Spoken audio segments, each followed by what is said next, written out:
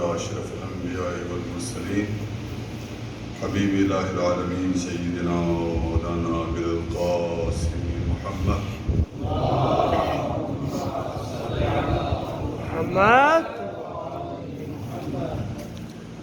وعلى آله الطيبين الطاهرين المعصومين الميامين واللعن الدائم على أعدائهم أجمعين. أما بعد فقد قال الله تبارك وتعالى في كتابه الكريم وفرقانه الحميد وهو أصدق الصادقين وقوله الحق. أعوذ بالله من الشيطان الرجيم. إنما يخشى الله من عباده العلماء. صلوات بر محمد وآل محمد. اللهم صل على محمد وآل محمد. سب سے پہلے ہم صلی الہی کے بعد اور پیغمبر اور آل پیغمبر پر درود اور سلام بھیجنے کے بعد اس شہر علم میں زیارت اور حاضری دینے کی توفیق پر اللہ کی بارگاہ میں شکر گزار ہوں، اور آپ حضرات نے جو مجھ فقیر کو اعزاز بخشا، یہاں پر ایک دیدار کا موقع عطا کیا ان نورانی چہروں کا، تو اس پر آپ حضرات کا شکر گزار ہوں کہ آپ نے زحمت کی آنے کی اور مجھے موقع دیا کچھ باتیں عرض کرنے کی. دعا یہ کلمات انشاءاللہ آخر میں عرض کروں گا. میں زیادہ آپ کا وقت لینا نہیں چاہتا. آپ خود شہر علم میں بیٹھے ہیں، باب علم کے در پر جھکے ہوئے ہیں اور علمی میدان میں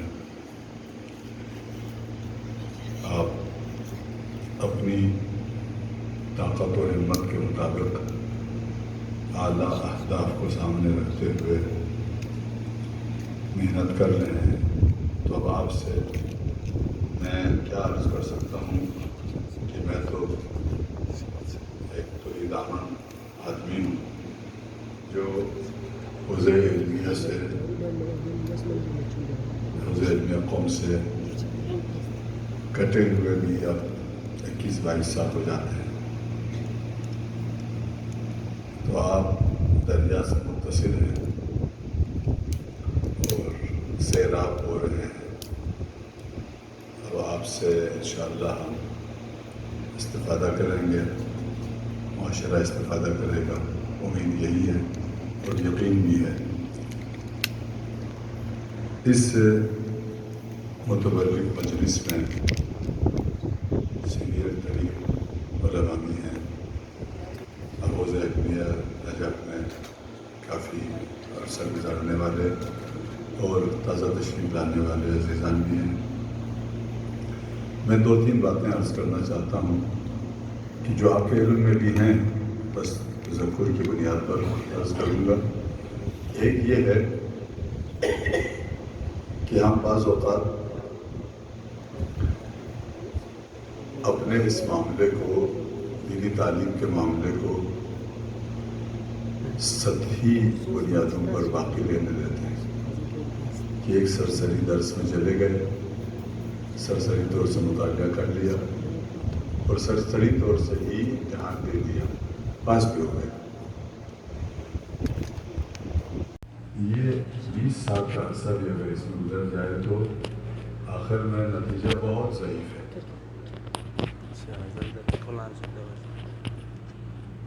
اس کو شروع ہی سے غیر معمولی گہرائی کے ساتھ اس میں قدم رکھنے کی ضرورت ہے. حوزہ علمیہ میں 2 سلسلے باہم چل رہے ہوتے ہیں، آپ کے علم میں ہے.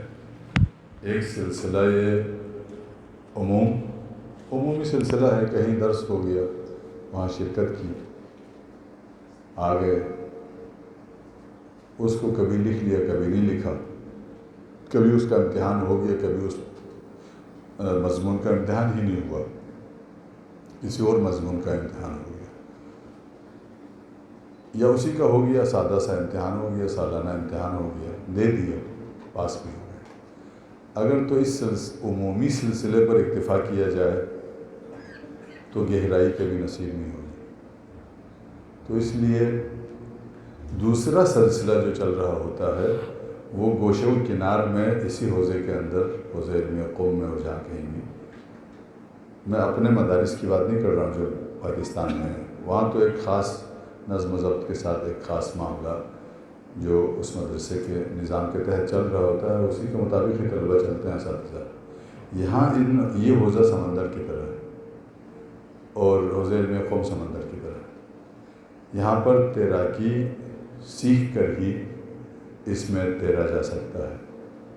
تیراکی سیکھے بغیر اگر اس میں ہم کودیں گے تو اس کا نتیجہ بھیانک ہو سکتا ہے اور ہوتا بھی ہے۔ پچھلی تاریخ گواہ ہے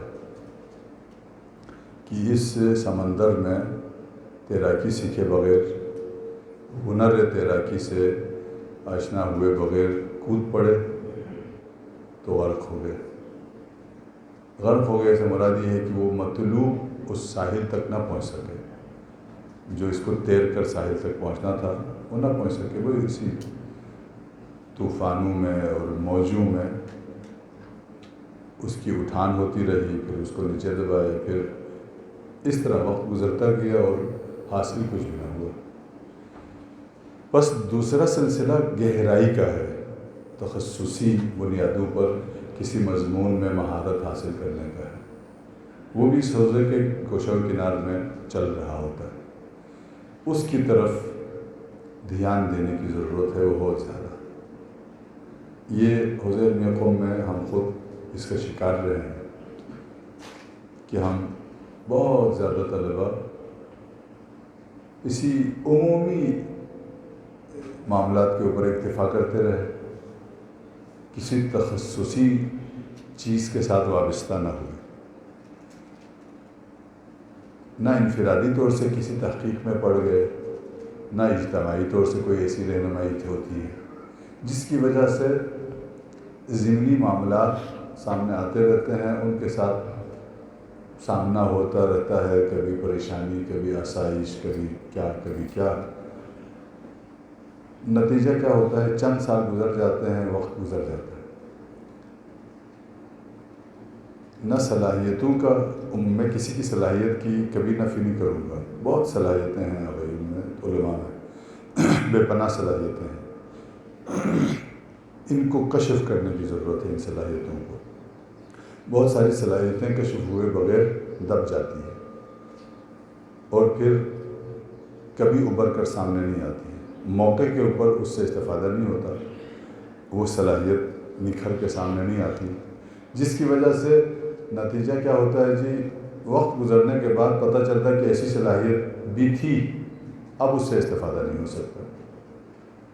بر وقت اپنی صلاحیتوں کے انکشاف کی ضرورت ہے کہ میری کیا کیا صلاحیتیں ہیں، کیا ذوق ہے، اس ذوق کے مطابق اس میں لگ جانے کی ضرورت ہے کہ اس کے ساتھ ایسا وابستہ ہوا جائے کہ اس مضمون کا کیڑا بنا جائے، اس مضمون کا دل دادہ عاشق، اس مضمون کا پوجا کرنے کی حد تک اس کا پیچھا کرے، تو پھر جا کر وہ مضمون 2، 4، 5، 6 سالوں میں ہاتھ آئے گا، اس مضمون میں کچھ مہارتیں حاصل ہوں گی، اس کے نتائج معاشرے کے لیے بہت مفید ہوں گے۔ بس یہ عمومی سلسلہ اپنی جگہ درست ہے کہ وہ چلتا رہے گا، لیکن تخصص کی بنیاد پر جو کام ہوگا وہ اس عمومی سلسلے سے پورا نہیں ہو سکتا۔ تو یہ ایک ایسا معاملہ ہے جو اب قابل معافی نہ ہوگا اگر اس کی طرف توجہ نہ ہو جائے، یا خدا نخواستہ فرعی ثانوی حیثیت کی چیزوں کو اولی حیثیت کا درجہ دیا جائے اور اولی حیثیت کی چیزوں کو ثانوی حیثیت کا درجہ دیا جائے، جس کے نتیجے میں نتیجہ جو ہے بہت کمزور یا زیرو کی صورت میں نکل آئے، خدا نخواستہ۔ دنیا کی دانشگاہوں میں ایک عرصہ گزرنے کے بعد مختلف قسم کے فنون میں ماہرین نکل آتے ہیں۔ ہمارے حوزے علمیہ میں بھی ایسا ہی ہوتا ہے، لیکن جس وسعت کے ساتھ ہمارا حوزہ چل رہا ہوتا ہے اس وسعت کے ساتھ ماہرین نہیں نکلتے، ہم سب عمومی قسم کے رہ جاتے ہیں۔ تخصصی بنیادوں پر ماہرین کی تعداد نہ ہونے کے برابر ہو جاتی ہے۔ تزلع کسی فن میں یا کسی شعبے میں حاصل نہیں ہوتا۔ تو میری آپ سب سے گزارش ہے کہ اس جانب ایک توجہ کرنے کی ضرورت ہے، اور ہمارا معاشرہ اس کے لیے بہت ترس رہا ہے۔ ہمارا معاشرہ جواب چاہتا ہے، ہمارا معاشرہ سوال کرتا ہے، ہمارے پاس جواب نہیں ہوتا۔ ہمارا معاشرہ مختلف قسم کے معاملات میں ہم سے جواب طلب کرتا ہے۔ ہمارے پاس جواب دینے والوں کی تعداد، افراد کی تعداد زیادہ ہے، علماء کی تعداد زیادہ ہے، جواب دینے والوں کی تعداد کم ہے۔ اس لیے پہلے تو ضرورتوں کا ادراک کیا جائے کہ ہمارے معاشرے کی ضرورتیں کیا ہیں، جس کا کسی حد تک ادراک ہے عمومی طور سے الحمدللہ۔ اب اس ضرورت کے مطابق تیاری کی جائے، اور اس تیاری میں کچھ زیادہ حاصل کرنے کے لیے زیادہ چیزوں میں ہاتھ نہ لگایا جائے، اس سے بھی ناکامی ہو جاتی ہے۔ فارسی میں ایک مقولہ ہے، ہمکارا ہچکارا۔ بہت ساری چیزوں میں ہاتھ لگانے والے کے ہاتھ کچھ بھی نہیں آتا۔ ایک چیز کو پکڑ لو، اسی میں کامیابی حاصل کرو، اور وہ اسی میں ماسٹر ہو جاتا ہے۔ اب اسی مضمون میں ماسٹر ہو گیا تو یہ اسی سے شناخت پیدا کرتا ہے، اس کی شناخت وہ مضمون ہو جاتا ہے، فلاں مضمون کا ماہر۔ وہی مضمون اسے شہرت کی بھی چوٹی کے اوپر لے جاتا ہے، اور اس مضمون میں وہ معاشرے کی ضرورتوں کو بھی پورا کرتا ہے، اور اسی مضمون کے ذریعے سے ہی وہ اپنی زندگی کے مقصد کو بھی پا لیتا ہے۔ ہمارے حوزے میں اس کی شدت سے کمی محسوس ہوتی ہے کہ ہم سب اس لیول کے اوپر آنے کے لیے تیار نہیں ہیں۔ اس کو کچھ زیادہ محنت کی ضرورت ہے۔ جب 2 سال اس پر خوب محنت ہوگی تو یقین جانیے کہ پھر اس میں آگے جانا بہت آسان ہوگا۔ شدید محنت کی ضرورت ہے، اور اس کے لیے تمام وسائل فراہم کرنے کی ضرورت ہے۔ اس کے لیے شروع میں بہت دقتیں ہوں گی، استاد نہیں مل سکتا، کتابوں کا مسئلہ ہوگا، رہنمائی کا مسئلہ ہوگا، اس سب کو طالب علم کو خود حل کرنا ہوگا۔ یہاں تو کوئی حل کر کے نہیں دے گا۔ ابھی تخصصی بنیادوں پر جو شعبے کھل رہے ہیں ان میں آپ کا ذوق کس کے ساتھ ہے، کس مضمون میں آپ کا ذوق ہے، تو اسی مضمون کو لے لیجیے گا، اسی مضمون میں پھر ماسٹر بن جائیں، اسی مضمون کا استاد بن جائیں، اسی مضمون میں اعلیٰ ترین مرتبے پر فائز ہو جائیں، بھلے وہ مضمون کوئی سا بھی ہو۔ کوئی سا مضمون بیکار نہیں ہوتا، وہ مضمون بالآخر انسانی معاشرے کی ضرورت ہے، ہمارے حلقہ مومنین کی ضرورت ہے۔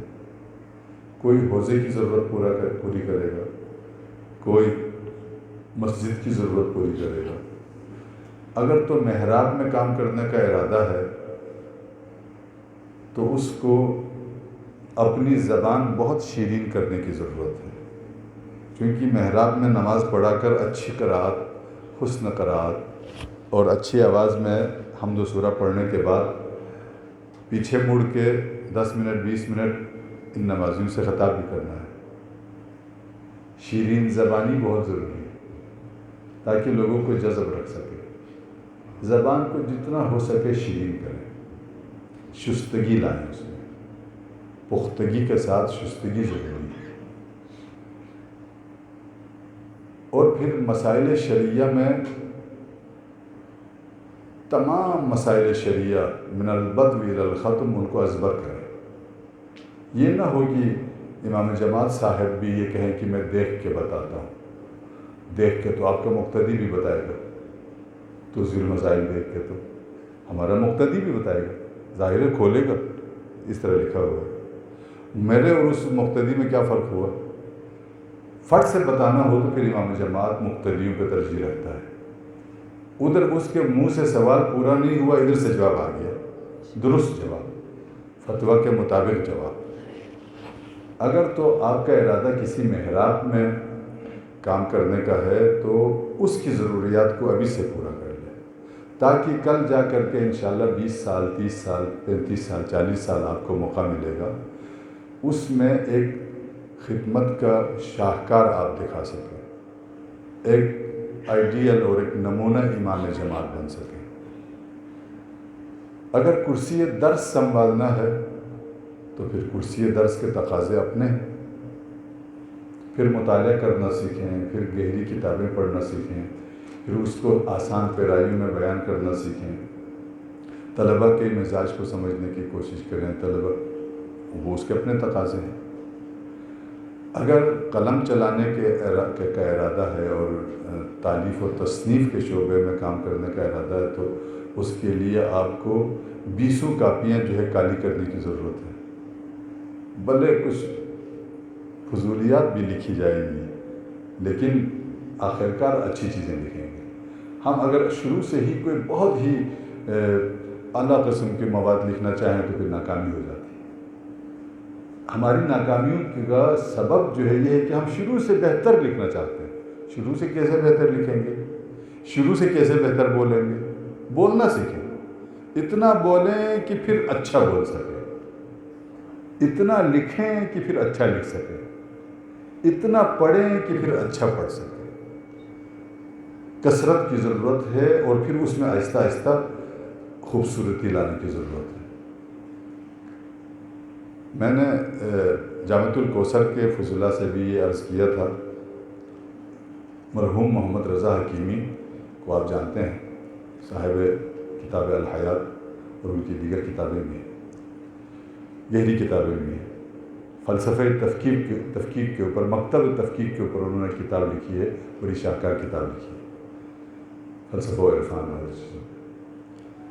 وہ لکھتے ہیں کہ جی میں نے طالب علمی میں یہ دیکھا کہ میں ادھر سے جاتا تھا، ادھر فلاں مسجد میں میرا درس ہوتا تھا، منڈی سے گزرنا ہوتا تھا، سبزی منڈی سے گزر ہوتا تھا، آنا جانا سبزی منڈی سے ہوتا تھا۔ میں ان کو دیکھتا جاتا تھا اور دیکھتا آتا تھا۔ خریدنے کی وہ مجھے خریدنے کا شوق نہیں تھا، یہ امیر زادے تھے لیکن انہوں نے خود کو اس امیر خاندان سے جدا کیا تھا دینی تعلیم کے لیے۔ یہ لینڈ لارڈ کے بچے تھے، یہ کوئی غریب فقیر نہیں تھے، لیکن خود کو جان کر فقر میں رکھا تاکہ علم دین حاصل کر سکے۔ وہ فرماتے ہیں کہ میں اس منڈی سے گزرتا رہتا تھا، میرا راستہ تھا، میں دیکھتا تھا کہ فروٹ والا، سبزی والا، کھیرے والا، ٹماٹر والا، فلاں فلاں فلاں، یہ اپنے ریڑے کے اوپر یا اپنی دکان کے اوپر اس کو سجاتا ہے، اچھے اچھے ٹماٹروں کو آگے رکھتا ہے اور صاف ستھرے مال کو آگے رکھتا ہے، اس کی سیٹنگ ٹھیک کرتا ہے، پیکنگ اچھی کرتا ہے۔ میرے دل میں ایک دن یہ بات آ گئی کہ ہم بہت نکمے لوگ ہیں دینی طلبہ، یہ لوگ اپنا مال بکانے کے لیے کتنی سیٹنگ کرتے ہیں، خوبصورت دکھاتے ہیں، اچھا دکھاتے ہیں، اچھا مواد دکھاتے ہیں تاکہ لوگ جذب ہو جائیں اور ان کا مال خریدیں۔ ہم اپنا مٹیریل جو ہے خام صورت میں دے دیتے ہیں، بنا کے نہیں دیتے ہیں۔ بنانا سیکھو۔ آپ قرآن سیکھتے ہیں، حدیث سیکھتے ہیں، تاریخ سیکھتے ہیں، تفسیر سیکھتے ہیں، رجال سیکھتے ہیں، کچھ بھی سیکھتے ہیں ماشاءاللہ سے، وہ خام صورت میں سیکھتے ہیں۔ را مٹیریل آتا ہے ہمارے پاس، اسے بنا کر دینا ہوتا ہے آگے۔ جب بنا کر دیں گے تو ہضم اچھا ہوگا۔ را مٹیریل کھلائیں گے تو ہاضمہ خراب ہوگا نا۔ آپ آٹا کھلائیں گے لوگوں کو، آٹا تو نہیں کھلا سکتے، اسے کیک بنائیں گے، اسے بسکٹ بنائیں گے، اسے روٹی بنائیں گے، اسے کیا بنائیں گے، تب جا کر کے اس میں جذابیت پیدا ہوگی، کھائیں گے تو ہضم ہوگا۔ میں را مٹیریل دے دوں گا تو بدہضمی ہوگی۔ ہم لوگوں کی ناکامی اس میں نہیں ہے کہ ہم عالم نہیں ہیں، ہم عالم ہیں الحمدللہ، آپ سب عالم ہیں اور بہت کچھ مواد آپ کے ذہن میں ہے. ہماری ناکامی اگر کہیں ہوتی ہے تو اس کی وجہ یہ ہے کہ ہم مطلب کو پکا کر نہیں دیتے ہیں، بنا کے نہیں دیتے ہیں، سجا کے نہیں دیتے ہیں، خوبصورت نہیں کرتے. ہر کوئی اپنے مال کو خوبصورت دکھاتا ہے، جوتا والا، کپڑا والا، پھل والا، فروٹ والا، یہ والا. ہم ہیں کہ ہم اپنا را مٹیریل دے دیتے ہیں. نتیجہ کیا ہوتا ہے جی؟ بدہضمی ہو جاتی ہے. آپ کے پاس آگے اخوندزادہ تشریف رکھتے ہیں، یہ بہت اچھا شعر لکھتے ہیں اور اچھا مضمون بھی لکھتے ہیں ماشاءاللہ. کیوں شعر کو لوگ پسند کرتے ہیں؟ چونکہ اس پہ محنت ہوتی ہے، ذہن چلتا ہے، اسے مطلب تو وہی ہوتا ہے جو آپ بھی جانتے ہیں. اس شعر کے اندر جو دینی مطلب ہوتا ہے یا کوئی سماجی یا کوئی ثقافتی مطلب ہوتا ہے تو مطلب تقریباً سب کو آتا ہے. شاعر کوئی نیا مطلب نہیں دیتا، اس مطلب کو سجا کے دیتا ہے تو وہ لوگوں کے ذہنوں میں بیٹھ جاتا ہے، وہ لوگوں کے ذہنوں میں بیٹھ جاتا ہے. یہی اگر کام ہم کرنا سیکھیں تو سمجھے آپ ابھی سے کامیاب. اس کے لیے تیاری کی سخت ضرورت ہے، محنت کی ضرورت ہے. یہاں 2 4 سال 5 سال 6 سال آپ تشریف رکھتے ہیں. میں یہ دعا نہیں کروں گا کہ اللہ تعالیٰ آپ کو یہیں بٹھا دے، خوب علم حاصل کریں، اور یہ دعا کوئی اچھی دعا نہیں ہوگی کہ آپ کو اللہ تعالیٰ ادھر. مگر یہ کہ آپ مجتہد بن جائیں، زعیم حوزہ بن جائیں، مدرسے خارج بن جائیں، یہ اور بات ہے. یہ سب تو نہیں ہوتے ہیں نا، سب کے ذوق بھی ایسا نہیں ہے، فرصتیں بھی ایسی نہیں ہیں. یہ میں نہیں کہتا کہ حوزہ خالی کر کے جایا جائے، نہیں، حوزے میں بھی رہا جائے، لیکن کچھ ہی لوگ رہیں گے. باقیوں کو اپنا مال سجانے کی ضرورت ہے. ابھی سے مال آ گیا ہے اور مال لانے کی ضرورت. ہم زیادہ زور اس پہ دیتے ہیں کہ علم حاصل کرو، زیادہ حاصل کرو، زیادہ حاصل کرو. وہ بات اپنی جگہ ٹھیک ہے، لیکن میں یہ عرض کرتا ہوں کہ معاشرے میں اگر انقلاب لانا ہے، آپ کے اپنے معاشرے میں، برصغیر کے معاشرے میں، کل دنیا کے معاشرے میں اگر تبدیلی لانی ہے تو ہمیں اپنا مال اچھا بنانا ہوگا. کمپٹیشن کا دور ہے. جو کمپنی پیکنگ اچھا جانتی ہے وہ کمپنی آگے جاتی ہے.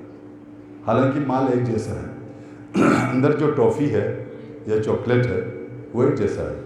جس کی پیکنگ بہت اچھی ہے اس کے گاہک زیادہ ہیں. حالانکہ اس کور کو کھانا بھی نہیں ہے، کور کو تو اتار کے ڈسٹ بین میں پھینک دینا ہے. کھانا تو وہی ہے جو اس کور کے اندر ہے. لیکن پھر بھی انسان کی نفسیات ہے، اس کور کو دیکھتے ہیں کہ کور کتنا اچھا ہے. جتنا کور اچھا ہوگا اچھا لگتا ہے. آپ ایک بچے کو لے جائیں، 2 ٹافی ہے، ایک ٹافی کی پیکنگ اچھی نہیں ہے، کور اچھا نہیں ہے، ذرا مرجھایا ہوا ایک ایسا کور ہے جو جذابیت نہیں رکھتا. لیکن ایک ٹافی کا کور بہت اچھا ہے. بچہ سیدھے اس اچھے کور والے پہ ہاتھ رکھے گا کہ یہ خرید لو. اسے کیا پتہ اندر کیا ہے، ہو سکتا ہے اس اچھے کور والے میں خراب مال ہو. ہمارے ذاکرین کامیاب کیوں ہیں؟ معاشرے پر چھائے ہوئے کیوں ہیں؟ ان کے پاس مال کچھ نہیں ہے، لیکن جو کچھ ہے اسے ان لوگوں کے ذہنوں کے مطابق بنا کر دیتے ہیں، جس کے نتیجے میں لوگ اسے ہضم کر سکتے ہیں. ہم یہی کام نہیں کر سکتے، جس کی وجہ سے معاشرے پر چھائے ہوئے نہیں ہیں. یہ نقص ماننا ہوگا ہمیں، اور ہمیں ماننا ہوگا. جب مانیں گے تو پھر ٹھیک کرنے کی کوشش کریں گے. نہیں مانیں گے، نہیں ذاکرین بہت خراب ہیں، وہ بھی خراب ہیں، وہ بھی ٹھیک نہیں ہے، وہ بھی ٹھیک نہیں، نوخہ میں ٹھیک نہیں ہے. بھائی ندیم سرور کیوں چھایا ہوا ہے، فلاں کیوں چھایا ہوا ہے، فلاں کیوں چھایا ہوا ہے؟ وہ اپنے اسی ہلکے پھلکے مطلب کو بنا کے ذرا اس کے سجا کے دیتے ہیں، جس کے نتیجے میں لوگوں کو جذب کرتے ہیں. ہم صرف ایک فتویٰ جاری کر کے کہ وہ غلط کر رہے ہیں، یہ ٹھیک نہیں کر رہے ہیں، وہ ٹھیک نہیں کر رہے ہیں، اس سے تو معاملہ حل نہیں ہوگا. ہمیں قرآن و حدیث کو اس طرح سے پیش کرنا ہوگا کہ لوگ اسے جذابیت کے ساتھ اور انتہائی دلچسپی کے ساتھ لے سکیں، لے لیں. کیا ہی بات ہے پھر. اس لیے جہاں تخصص کرنے کی ضرورت ہے وہاں اپنے مستقبل کے لیے راستے کا تعین ضروری ہے.